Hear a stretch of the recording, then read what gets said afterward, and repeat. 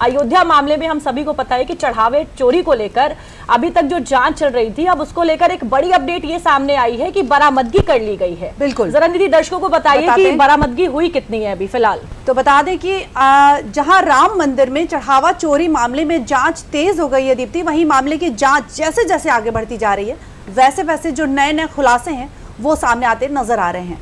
अब इस पूरे मामले में जो कई आरोपी हैं उनके पास से बड़ी रकम भी, कीमती सामान बरामद किए गए हैं। पुलिस के एक्शन भी सामने आए हैं कि आरोपियों के घरों से, उनके ठिकानों से न सिर्फ जो भारतीय नकदी है बल्कि उसके साथ ही विदेशी मुद्रा भी बरामद हुई है।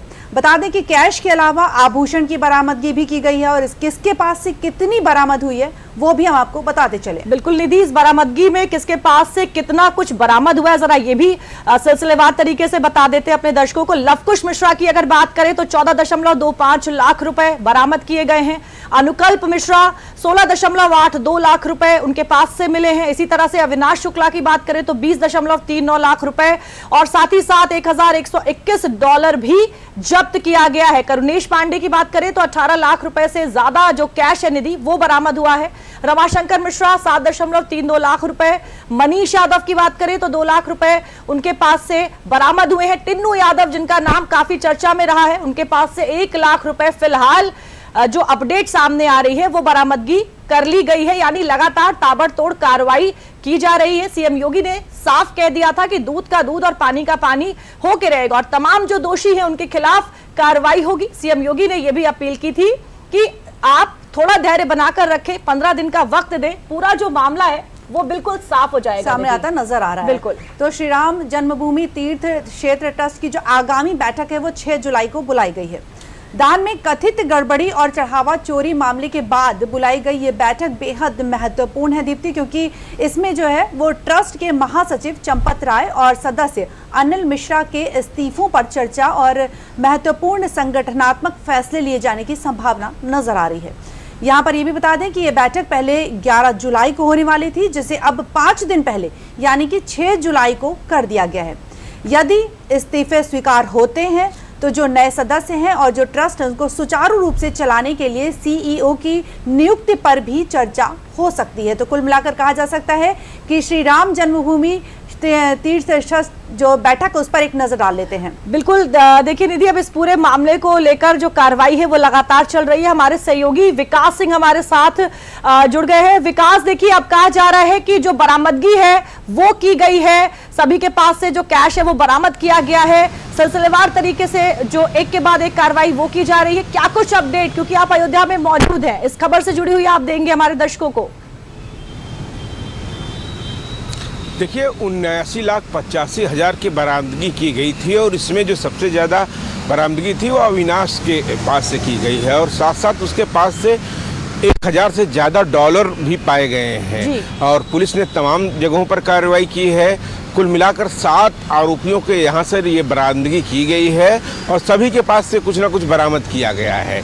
इसके साथ साथ लगातार पुलिस की कार्रवाई जारी है। तो वहीं पर प्रदेश शासन की तरफ से बनाई गई एसआईटी को भी 15 दिन का समय और दिया गया है, जिससे कि वह अपनी अंतिम रिपोर्ट 15 जुलाई को सबमिट करे। तो माना जा रहा है कि एसआईटी भी अयोध्या पहुंचेगी एक बार फिर से और इस मामले से जुड़े लोगों से पूछताछ करेगी। फिर से अपनी जो जांच की प्रारंभिक रिपोर्ट दी थी जिसके आधार पर एफआईआर कराई गई थी उस रिपोर्ट को फाइनल रिपोर्ट बनाएगी इसके बाद और जो तमाम सारे तथ्य थे उन पर और आगे की उसमें कार्रवाई करेगी। तो कुल मिलाकर एक तरफ पुलिस एक्शन पर है, दूसरी तरफ एसआईटी की भी जांच कराई गई है। बड़ी खबर आ रही है, विकास हमारे साथ बने रहिए। बड़ी खबर आ रही है, राम मंदिर दान चोरी मामले को लेकर अपडेट है। अयोध्या में वकीलों का प्रदर्शन हो रहा है। जरा बताते चले, वकीलों ने साफ कह दिया था केस नहीं लड़ेंगे। अब एक बड़ी अपडेट, कोर्ट परिसर में वकीलों ने ये मार्च निकाली है। एक बड़ा जो प्रदर्शन है अयोध्या में वो किया जा रहा है। अब तक की बड़ी अपडेट, फैजाबाद बार एसोसिएशन के सदस्यों ने शिकायत भी की थी इस पूरे मामले को लेकर। फैजाबाद बार एसोसिएशन ने एफआईआर भी दे दी है और अब इसको लेकर जो प्रदर्शन है वो अयोध्या में किया जा रहा है। चंपत राय, अनिल मिश्रा और गोपाल राव के खिलाफ एफआईआर दी गई है, दर्ज कराई गई है। राम मंदिर दान चोरी मामले से जुड़ा हुआ ये बड़ा अपडेट आपको बताते चल रहे और इसी खबर से जुड़ी हुई जो तमाम अपडेट्स हैं वो हमारे सहयोगी विकास हमें वहां से दे रहे थे। विकास, देखिए किस तरीके से वकीलों ने वहां पर जो प्रदर्शन है वो शुरू कर दिया है, यानी मामला थोड़ा गंभीर होता भी नजर आ रहा है। जी बिल्कुल, इससे पूर्व बार एसोसिएशन ने एक बैठक करके जो भी इस घटना में आरोपी हैं, जो चोरी में सम्मिलित जिनको कहा जा रहा है कथित रूप से, उनके खिलाफ उनकी पैरवी न करने के लिए सभी वकीलों ने कहा था कि इनके कोई भी वकील इनके पक्ष में नहीं लड़ेगा। और साथ साथ आज बार एसोसिएशन की तरफ से ट्रस्ट के मेंबर के खिलाफ एफआईआर लॉन्च कराने के लिए एप्लीकेशन दी गई है। तो कुल मिलाकर अगर इसको हम पूरी खबर को देखते हैं, इस घटना को देखते हैं, तो अयोध्या नगरी ही नहीं कहें तो पूरे राम में आस्था करने वाले लोग इस घटना से दुखी हैं। जो खबर आई है और इस घटना में दूध का दूध और पानी का पानी करने के लिए मुख्यमंत्री योगी आदित्यनाथ ने कहा था और उसी के आधार पर एफआईआर भी कराई गई ट्रस्ट की तरफ से और एसआईटी बनाई गई शासन की तरफ से। कुल मिलाकर दोनों तरफ जांच जारी है। एक एक व्यक्ति से पूछताछ की जा रही है, उसके परिवारजनों के यहाँ जाकर एक और अपडेट हमारे सामने आ रही है। विकास, जिस तरीके से कहा जा रहा है कि अब इस पूरी जांच के बाद से हो सकता है कि फिर से इसका जो गठन है ट्रस्ट का वो किया जाए और इस बार अब सीईओ भी अपॉइंट किया जाए इस पर नजर बनाए रखने के लिए, ताकि आगे से इस तरीके के जो मामले हैं वो सामने ना आए।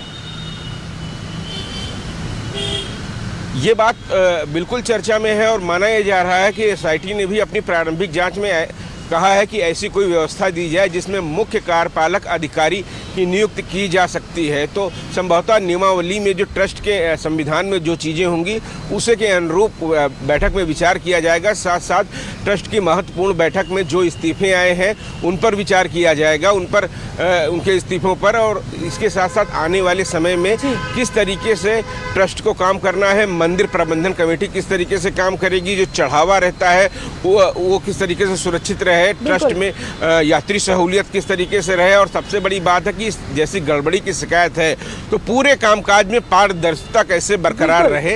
इन तमाम चीजों के लिए अहम मुद्दे ट्रस्ट में रहेंगे इस बार और सभी लोग इंतजार है। ये बैठक 11 जुलाई को होनी थी, लेकिन इसको 5 दिन पहले ही अब 6 जुलाई को किया गया है। तो 6 जुलाई को यह महत्वपूर्ण बैठक होगी जिसमें ट्रस्ट की बैठक में तमाम सारे महत्वपूर्ण मुद्दों पर चर्चा होगी और कुछ महत्वपूर्ण निर्णय भी लिए जा सकते हैं। बहुत धन्यवाद विकास तमाम जानकारी के लिए। तो जाहिर तौर पर बड़ा मामला है और जिस तरीके से देखिए कार्रवाई हो रही है और तमाम चीजें निकल कर निधि सामने भी आ रही है और अब सख्त से सख्त जो निर्देश हैं वो दिए भी जा रहे हैं और अब इसको लेकर जब पुनर्गठन जैसी बातें भी सामने आ रही हैं तो अब इस बात का पूरी तरह से ध्यान रखा जाएगा कि सावधानी आगे से बनी रहे। बिल्कुल।